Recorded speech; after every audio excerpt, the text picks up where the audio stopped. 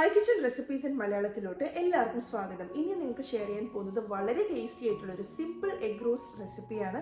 ഒരുപാട് egg roast recipes നമ്മൾ online കണ്ടിട്ടുണ്ടെങ്കിലും ഇനി നിങ്ങൾക്ക് ഷെയർ ചെയ്യുന്ന ഇതേ മെഷർമെന്റിൽ നിങ്ങളും ട്രൈ ചെയ്ത് നോക്കുക. ഒരു പ്രത്യേക രുചി തന്നെയായിരിക്കും. അപ്പോൾ ഇത് എങ്ങനെ ചെയ്യാൻ നമുക്ക് കണ്ടു നോക്കാം.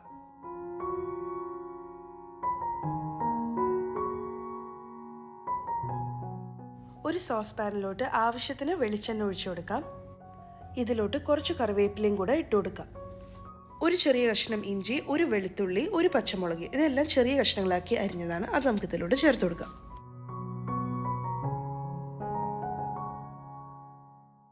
ഇത് ചെറുതായിട്ടൊന്ന് വാടി തുടങ്ങുന്ന സമയത്ത് ഇതിലോട്ട് 2 മീഡിയം സൈസ് സവോള നീളത്തിൽ അരിഞ്ഞതും 7-8 ചുവന്നുള്ളി ചെറുതാക്കി ചോപ്പ് ചെയ്തതും ചേർത്ത് കൊടുക്കാം.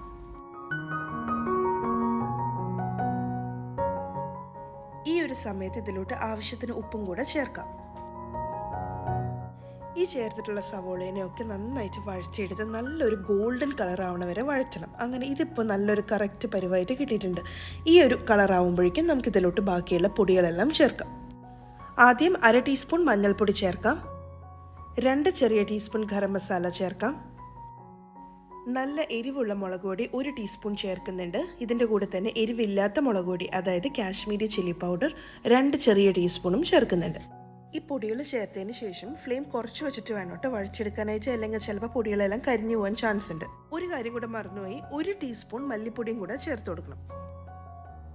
ആവശ്യമനുസരിച്ച് കുരുമുളക് പൊടിയും കൂടെ ചേർത്ത് കൊടുക്കണം. ഇത് നല്ലൊരു സ്പൈസി ആയിട്ടുള്ള ഒരു കറിയാണ്. അപ്പോൾ നിങ്ങളുടെ ഓരോരുത്തരുടെ എരിവ് അനുസരിച്ച് വേണം മുളക് പൊടിയും കുരുമുളക് പൊടിയും എല്ലാം ചേർത്ത് കൊടുക്കാനായിട്ട്.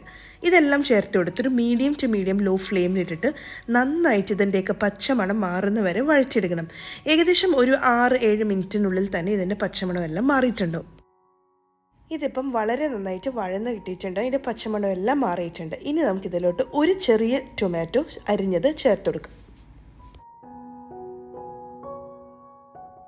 നമ്മൾ ചേർത്തിട്ടുള്ള ടൊമാറ്റോ എല്ലാം നന്നായിട്ട് വെന്ത് നല്ല സോഫ്റ്റായിട്ട് യോജിച്ച് കിട്ടുന്നവരെ നമുക്കിതിനെ വഴറ്റിയെടുക്കാം. നമ്മൾ ചേർത്തിട്ടുണ്ടായിരുന്ന ടൊമാറ്റോ ചെറുതായിട്ടൊന്ന് സോഫ്റ്റായി വന്നിട്ടുണ്ട്. ഇനി നമുക്കിതിലോട്ട് കുറച്ച് ചൂടുവെള്ളമാണ് ഒഴിച്ചു കൊടുക്കേണ്ടത്. അപ്പം നമുക്ക് എത്രത്തോളം ഗ്രേവി വേണം അതനുസരിച്ച് വേണം ചൂടുവെള്ളം ഒഴിച്ചു കൊടുക്കാനായിട്ട്. ഇതിപ്പോൾ നന്നായിട്ട് തിളച്ച് കുറുകി നന്നായിട്ട് എണ്ണയൊക്കെ തെളിഞ്ഞു വന്നു തുടങ്ങിയിട്ടുണ്ട്. ഈ സമയത്ത് നമുക്കിതിലോട്ട് ഒരു നുള്ള് പഞ്ചസാര ചേർക്കാം. ഇത് ഓപ്ഷണലാണ്, പക്ഷെ നമ്മൾ ഇതും കൂടെ ചേർക്കുമ്പം ഈ കറിക്കൊരു പ്രത്യേക രുചി തന്നെയാണ്. ഇതുപോലെ 3-4 പുഴുങ്ങിയ കോഴിമുട്ട ഇതുപോലെ വരഞ്ഞു കൊടുത്ത് ഇതിലോട്ട് ചേർത്ത് കൊടുക്കാം. പുഴുങ്ങിയ കോഴിമുട്ടയുടെ എല്ലാ ഭാഗത്തും ഈ മസാല നന്നായിട്ട് കോട്ട് ചെയ്യണം. അപ്പോൾ ഇതുപോലെ ഒന്ന് ചെയ്ത് കൊടുക്കുക. അതിനുശേഷം നമുക്ക് ഫ്ലെയിം എല്ലാം ഓഫ് ചെയ്ത് ഇതിനെ കുറച്ച് സമയം മൂടി വെച്ചതിന് ശേഷം മാത്രം സെർവ് ചെയ്യുക. അപ്പോഴായിരിക്കും മുട്ടയുടെ ഉള്ളിലോട്ടൊക്കെ നന്നായിട്ട് സ്പൈസസ് ഒക്കെ പിടിച്ചിട്ടുണ്ടാവുക. ഈ ഒരു മുട്ട റോസ്റ്റിന് നല്ലൊരു ഫ്രഷ് സ്മെല്ല് കിട്ടാൻ വേണ്ടിയിട്ട് ഫ്ലെയിം ഓഫ് ചെയ്തതിന് ശേഷം മാത്രം കുറച്ചും കൂടെ നല്ല ഫ്രഷ് ആയിട്ടുള്ള കറിവേപ്പില ഇട്ട് കൊടുക്കുക. അതിനുശേഷം ഈ മസാലയൊക്കെ ഈ പുഴുങ്ങിയ കോഴിമുട്ട നന്നായിട്ട് പൊതിഞ്ഞിരിക്കുന്ന രീതിയിൽ ഇതുപോലെ അങ്ങോട്ട് മിക്സ് ചെയ്ത് കൊടുക്കുക. അപ്പോൾ വളരെ ടേസ്റ്റി ആയിട്ടുള്ള എഗ് റോസ്റ്റ് ഇവിടെ റെഡി ആയിട്ടുണ്ട്. എല്ലാവരും ഇത് തീർച്ചയായിട്ടും ട്രൈ ചെയ്ത് നോക്കണം. ഇതേ അളവിൽ ഇതേ മെഷർമെൻറ്റ്സിൽ ട്രൈ ചെയ്ത് നോക്കുമ്പോൾ വളരെയധികം ടേസ്റ്റിയാണ്. അപ്പത്തിൻ്റെ കൂടെയും ചോറിൻ്റെ കൂടെയും ബ്രെഡിൻ്റെ കൂടെയും ചപ്പാത്തിയുടെ കൂടെയും ഒക്കെ വളരെ ടേസ്റ്റിയാണ്.